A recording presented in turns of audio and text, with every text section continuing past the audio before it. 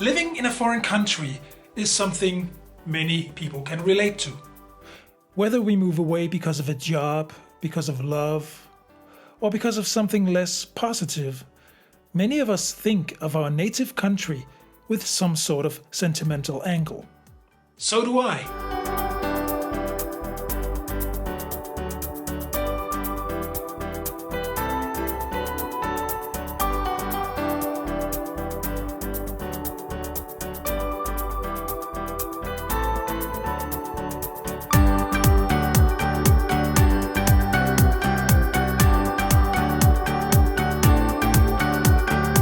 For a few weeks every year, a few in winter and a few in summer, I travel with my family back to Denmark. Just visiting family and friends. I don't really miss Denmark. For the most. Years back I chose a life abroad, and the decision to move has proven just right for me. But that doesn't mean that I can't enjoy the frequent trips back.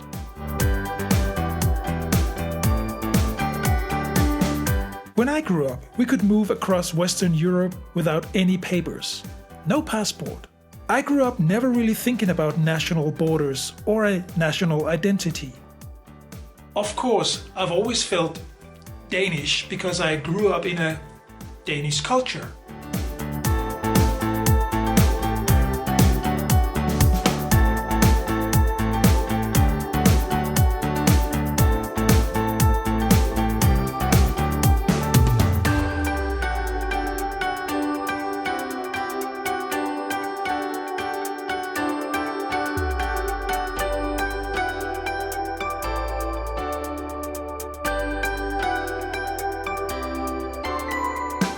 But I never thought of Germans, French, Italians, or Englishmen as much different than me.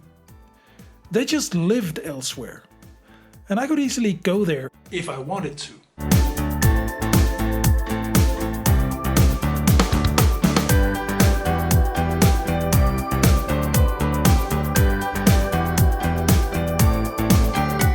Then, as I grew older, the political climate in Europe changed. Not at once, but little by little.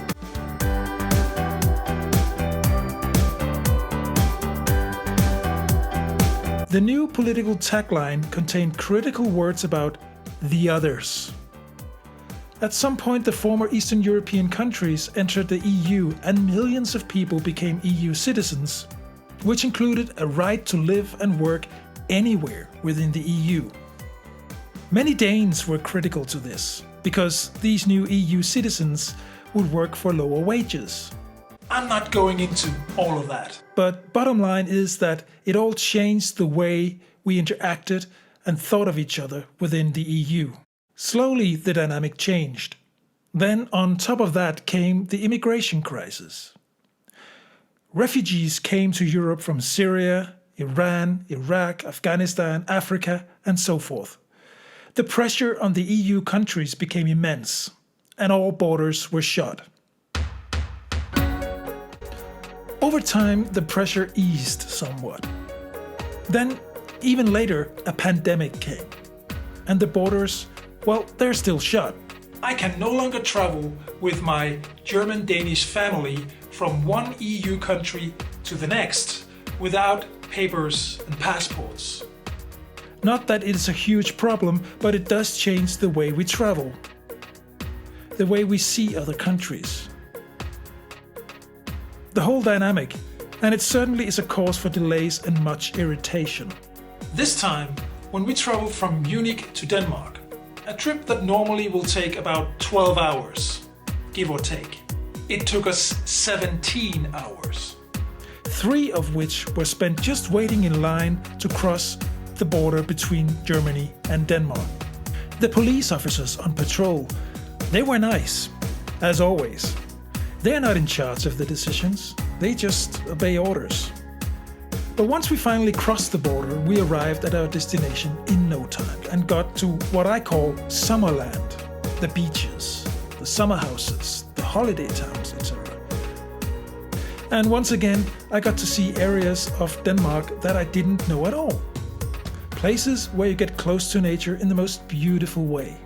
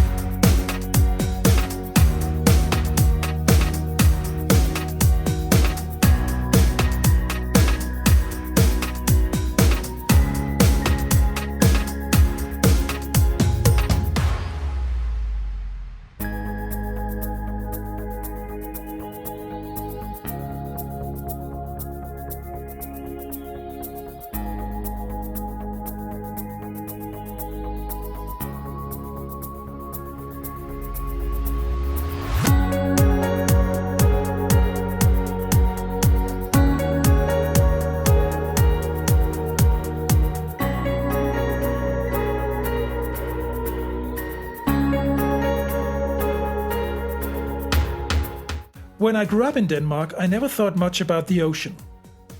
It was just right there, and I could always go. Now that I live near the mountains, I think about the ocean much more.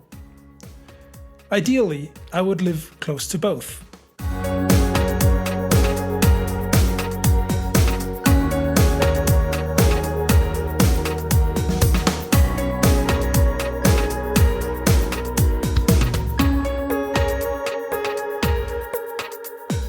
There's just something about walking barefoot in the sand, or sitting down watching the sun go down below the horizon. This summer, 2020, seemed to have a particularly high number of beautiful sunsets.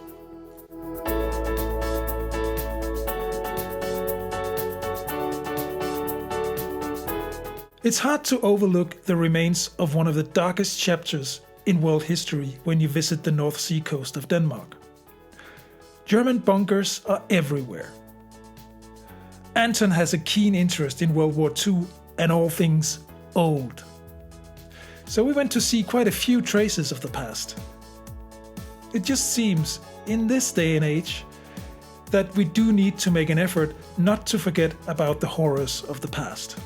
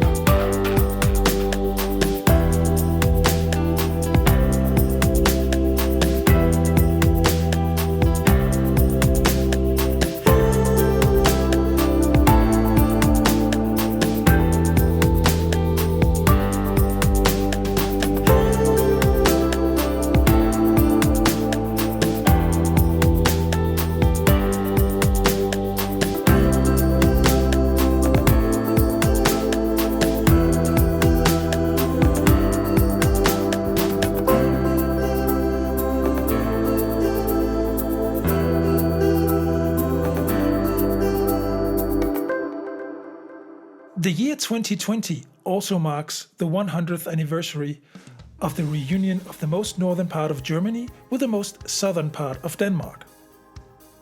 It's a long story, dating all the way back to 1864, but in 1920, parts of Germany were given back to Denmark.